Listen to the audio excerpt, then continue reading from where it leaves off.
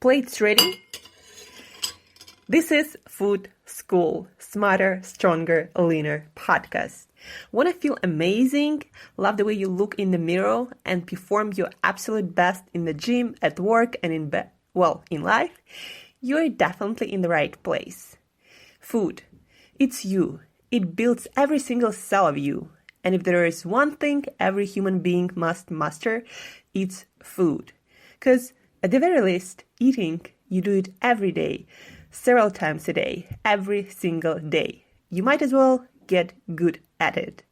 I'm your host, Shurina from Create Yourself That Today, your personal nutritionist and plate watcher, your diet guide and explorer, your fat loss coach and food inspector. And just someone with a lot of passion and obsession and curiosity for healthy food, healthy diets, nutrition, optimized human performance, everything and absolutely anything you put in your grocery shopping cart, your fridge, on your plate, and in your mouth. It's my business. Food School, on a mission to help you eat better daily. It's the last time I talk about food. It's the last time I talk about food. Good morning and welcome back to another episode of Food School Smarter, Stronger, Leaner podcast. Today is lesson number 11 of our Food School 2019 marathon, where we talk all about the things, the strategies from nutrition, fitness, healthy eating, healthy living world that you can use to make 2018 the best, the healthier, the fittest year of all years of all life. And no matter how old you are or how young you are, how many years you've been here on earth, you can still make it the best, the fittest, the healthiest year ever. And that's the beauty of it.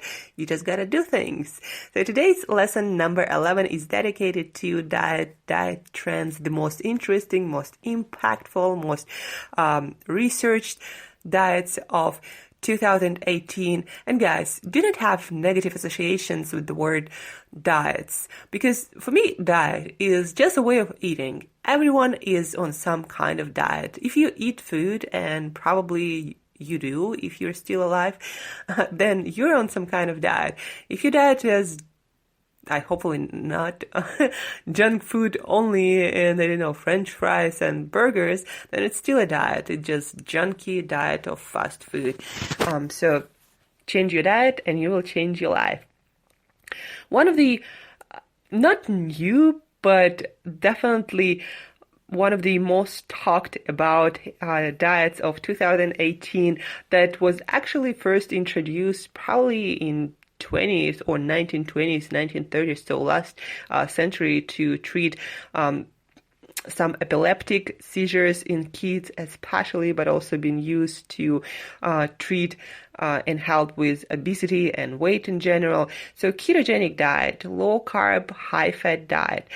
The thing about ketogenic diet specifically, that diet is not just about what you eat specifically, but in order to be on a ketogenic diet, your body has to be most of the time, or very often every day, maybe not the entire time, like some of the meals might kick you out of ketosis, but most of the time you should be in ketosis, basically burning your own fat for fuel instead of being glucose or blood sugar dependent. Usually comes with higher carbohydrate diet. You need to be in ketosis when your body burns fat for most of your energetic needs, and you're fat adapted, meaning your brain is using ketone bodies, the bodies that are produced by your body, by your liver, by burning your fat. Well, your brain uses ketones or fat for fuel. Your body uses and muscles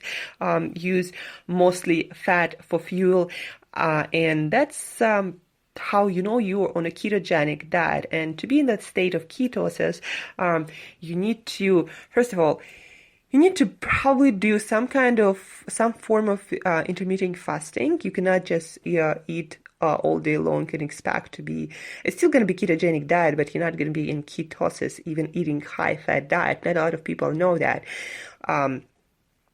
So ketogenic diet, you gotta be in ketosis. This is obviously a very low carb diet. So some people say you gotta eat at least 75% of your food as or your calories from fat. Some people say it's 80, some people say it's 90, some people say 60.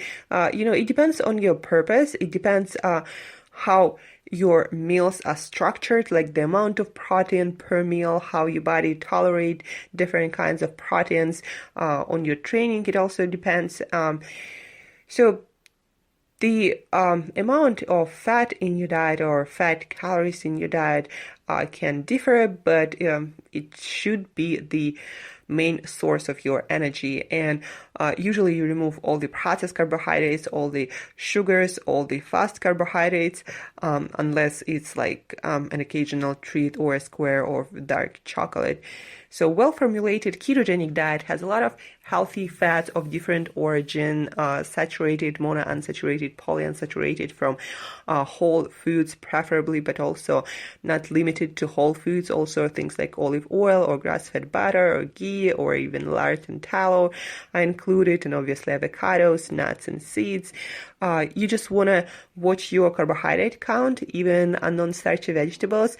If you're eating certain amount of carbohydrate and that kicks you out of ketosis and you're not able to burn your fat from your food or your own body fat for fuel, then you're not in ketosis and you're not on a ketogenic diet. But in any case, low carb, high fat diets got really popular. Again, they help you, they help with different brain disorders, epileptic seizures, or even things like Alzheimer's or dementia. They're proven to have an effect. Depends on the person, their overall health or lifestyle, but still they're used by medical professionals to treat all kinds of brain disorders or injuries. Also, they help to fix blood sugar, blood glucose metabolism. If you have problems with your blood sugar, diabetes or something like that, or pre-diabetic. If you have problems with your insulin. So with a lot of it, ketogenic diets, low carb, high fat, well-formulated diets can help. But also they seem to help with longevity, with decreasing inflammation a lot. So for example, if you're training hearts, then ketogenic diet, you might consider getting into ketosis more often and using ketogenic diet to decrease inflammation and improve your recovery. But again, that should be formulated specifically for your goals and your situation. Of course, ketogenic diet should include a lot of vegetables, but then, there is things like carnivore diet, but when you eat only animal products and no vegetables. But that's not really a trend. It's just a few individuals do that to try it out, and I wouldn't recommend it to anyone. But anyway, low carb, high fat diet, especially, of course, popular because it's so damn effective for weight loss and fat loss specifically. So if you want to accelerate your fat loss journey and make it easier on you, because also ketogenic, low carb, high fat diet are proven to decrease your appetite and the amount of food you eat and make it more tolerable to be in calorie deficit or in any kind of restriction, dietary restriction, in order to reach your fat loss, weight loss goals. So ketogenic diet, you might try it. And again, it's not some boring diet, especially these days if you live somewhere in US. But even if you don't, like right now, for example, I'm in Siberia on a keto diet. I'm eating a lot of vegetables, any kind of fish or meat or eggs of great quality that I want to eat. And I never feel hungry. I can eat, avocados, nuts, and seeds. I can even make desserts or eat dark chocolate. It's not boring. And once you replan your meal plans, then it's easy. And the best thing about it is just a lot of people say the same thing, that it keeps their hunger at bay and it's easier to stick to any diet, and they feel happy and they look better and they perform better and their sleep improves and their energy throughout the day. They don't feel like they gotta eat every single, meal or every few hours. So ketogenic diet, you might try it, or at least low carb, high fat if you don't know or don't want to be that specific about exact amount of fat or protein or carbohydrates you eat. But look it up, ketogenic diet, you might try and succeed. And also, remember guys, whenever you try some diet, try it for 2-3 weeks to really see the effect and if you like it or not. It takes some time for your body to readjust. And then also do some research, like with ketogenic diet, for example, you want to make sure that you consume enough potassium, magnesium, and sodium, because when your body when you start to remove carbohydrates from your diet, your body starts losing water, and you never really get that water back, but your body needs some time to rebalance your electrolytes, again, potassium, magnesium, calcium, your sodium, and for that period of time while you're in that rebalance stage, you might have some issues with your heart rate, with your muscle contractions, with your digestion. So just give it some time and do research and make sure that you do it properly so you don't feel shitty and you actually succeed before judging if that diet works for you or not. It matters how you do it before you try any diet.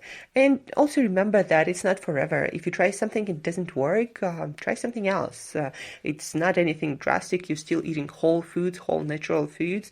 So nothing bad can happen to you unless you do some crazy shit, like some people trying to like fast for 30 days without food or anything, even though their diet prior to that far from good, and also their health. And just some people attempt to do crazy stuff, and that can, you can die from that. But if you do normal things, if you don't do anything extreme and crazy with your nutrition, then you're going to be fine. Intermittent fasting, another trend that got a lot of attention from scientific community, a lot of research. There is a book that kind of goes in depth on that and gives you more science behind intermittent fasting or not eating periods, circadian rhythm, or ultimate guide to fasting. Those are the ones that I recommend. Intermittent fasting, it's proven scientifically that when you have periods of time when you have no foods, and the longer that period seems to be the better, if at times of meals you provide enough nutrition. So the longer that fasting window when you consume no calories, no nutrition of any kind, maybe herbal tea, black coffee might be okay. Other than that, nothing at all. So the longer that periods of fasting, the more benefits health-wise and weight-wise you get. And a lot of people improve their insulin sensitivity, their blood glucose metabolism. A lot of health issues just go away when you start reducing your eating window, even though your diet might not be perfect. And that's the power of that, and really kind of like magic thing, that you might eat the same diet but just by changing your eating window and making your eating window shorter. So maybe instead of eating all day long, you start eating first for like only 12 hours, then maybe 10, then maybe 12. The benefits grow exponentially, as the studies show. Guys, so if you just change that, your health, your body will improve. And also, the earlier you stop eating, the more benefits you get, again, when it comes to weight loss, fat loss, but also your metabolic health. You look younger, you have more energy, your cells create energy more effectively and efficiently. So intermittent fasting, it's really easy. Again, you just constrict your eating window and eat only at certain hours, maybe from, 8 to 4 or from 12 to 8, and the rest of the time you consume water, unsweetened tea, and coffee, and that's it. Got a lot of popularity or a lot of fans intermittent fasting because it can be really flexible. You can move your eating window around, and the rest of your diet can be pretty flexible. And the beautiful part about intermittent fasting is you don't need to buy anything or get any kind of food or count anything. You just stop eating. That's it. So try it. It's really amazing thing and can do no harm to you. Whole30, another diet that got a lot of popularity, got a lot of publicity. You can Google it, but basically it's kind of like paleo. I don't really see much of a difference except for maybe some foods and protocol.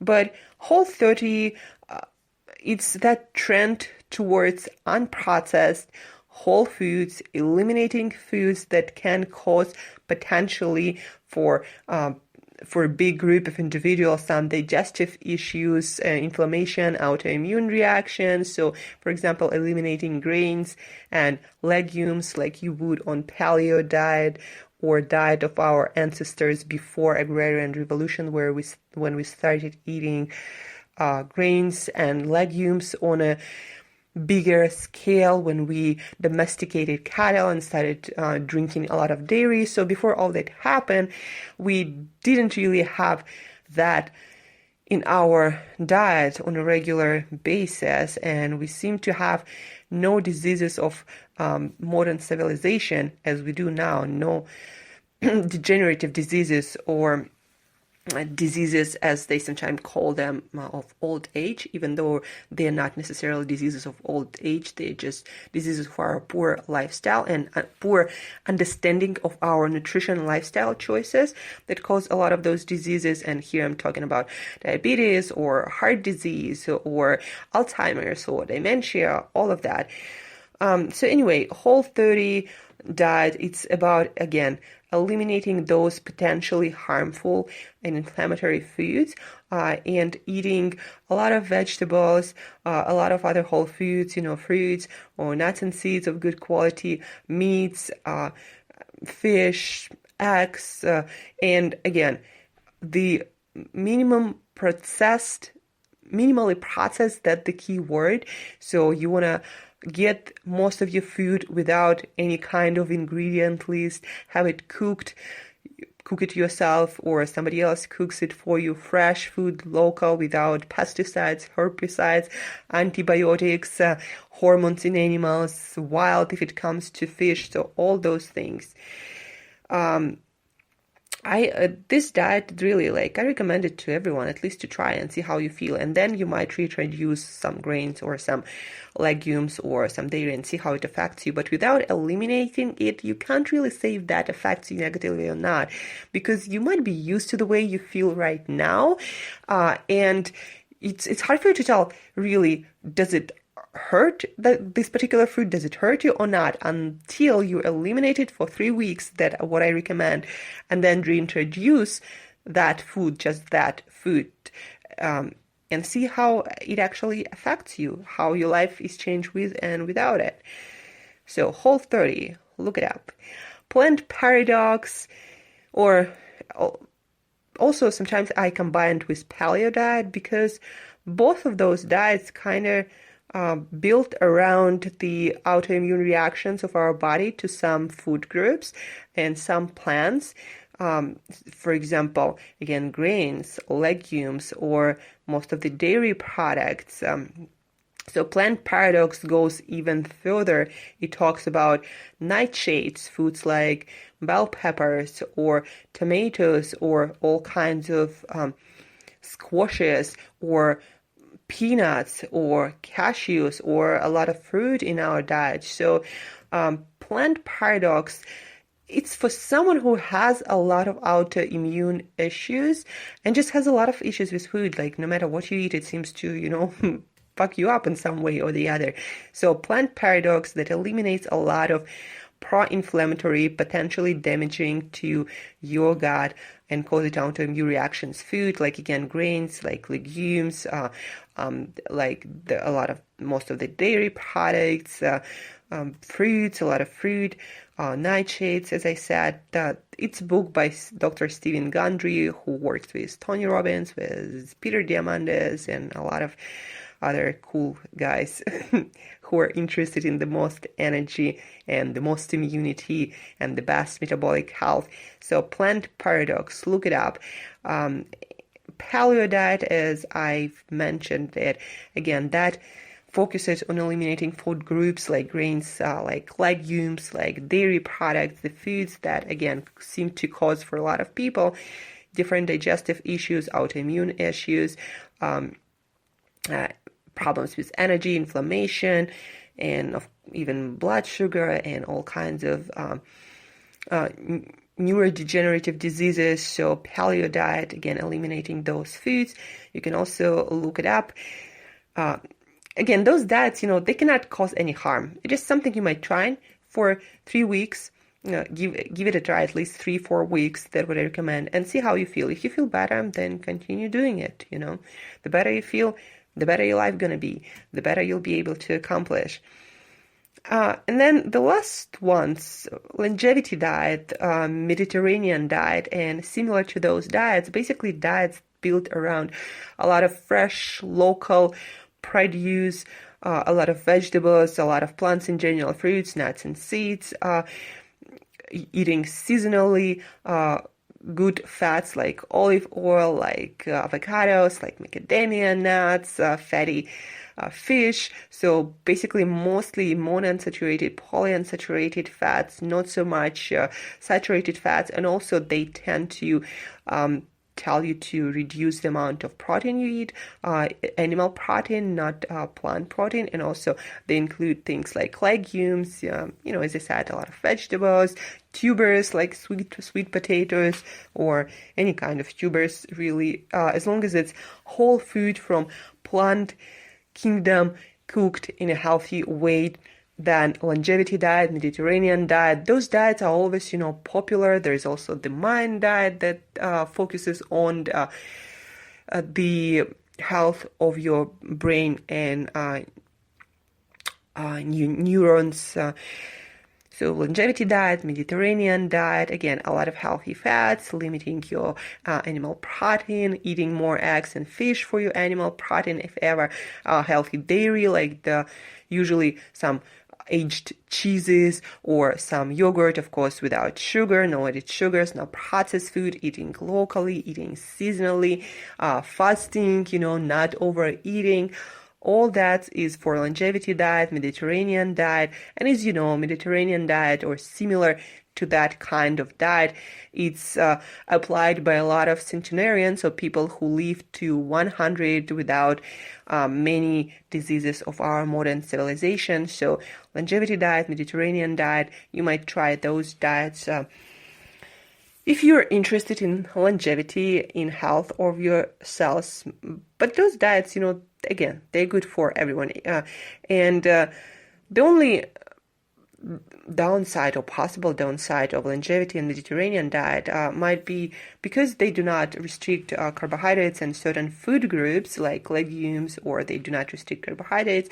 People with some metabolic issues, with issues with blood sugar, or people with autoimmune issues might have some problems from those diets and might need to try other more elaborate diets. But in general, if we talk about trends for 2018 and forward, it's all about the quality of food over quantity, going organic, going grass-fed, antibiotics-free, pasture-raised, wild. It's all about a lot of vegetables, good quality vegetables, and plant-based diet. Plant-based doesn't mean you eat only plants, but the most bulk of your diet is fresh, cooked in a healthy way, vegetables of all kinds, of all colors, with a lot of nutrition. So another trend is focus on nutrients and eating as many nutrients, vitamins, minerals per calorie of food as you possibly can, instead of focusing on some calories that don't really mean anything to your body. Then also healthy fats, low-fat diets, they're slowly dying. Eating healthy fats, especially monounsaturated, polyunsaturated fats from fatty fish, from olive oil, from olives, from avocados, from all kinds of amazing plants, nuts, and seeds. fats, healthy fats are here to stay. On saturated fats, there are still debates, like for some people they are okay, for some people they are not so great, but eating in excess saturated fats, not really a great idea for anyone. Usually only young people with relatively few or non-health problems can really tolerate it. Otherwise, you should concentrate more again on polysaturated and monounsaturated fats from plant kingdom. Also, great big thing in diet world is personalization. We finally start to understand that exactly the same diet works differently for each individual, and we need to make adjustments. So it's a really amazing idea and a good thing to do to not just follow some diet to the T, but to actually personalize whatever diet approach you have. So for example, I'm on a ketogenic diet, but I also do not eat that much red meat at all or chicken. My protein intake is mostly from fish and eggs, and I eat a lot of vegetables. I also combine it with plant paradox, so I do not eat any legumes or grains or nightshades like bell peppers or tomatoes that are allowed, for example, on low-carb, high-fat diet. So personalize your nutrition approach. And one food groups can really screw your diet. Like if you're lactose intolerant and you consume dairy and think it's all some hocus pocus, bogus, I don't know, just by eliminating dairy products, you might, eat the whole other kingdom of all of the foods and feel amazing. But if you keep your dairy in and change all of the other aspects, no sugar, ketogenic, plant paradox, but you keep the dairy, that might screw your whole diet. And that's the kind of tricky part about nutrition. It got to be personalized. It got to be made specifically for you. And until we have better way to figure out with technology, you got to figure out through trial and error. And there is no way around it for right now. So to conclude our episode about diet trends, about different diets that are popular, that diet development and getting more fans, well, to conclude that, I just want to tell you if something doesn't work, don't keep it. Try different things, give it time, 3-4 weeks. If you decide to eliminate a particular food group, eliminate only that for the time being. Try how you feel without it and then with it, and then try something new. Do not try all of the things at once, and then it's really hard to figure out what actually worked and what didn't work. And if you do not feel good, do not think that this is how you just feel. Change something and you're gonna feel better. So thank you for tuning in, for staying with me for lesson number 11. Stay tuned for 10 more lessons where we're going to cover labels, shopping, and life skills to help you to stick with any kind of nutrition or healthy living approach. A lot of things for the next 10 lessons. So stay tuned, guys. And till next time, eat better daily.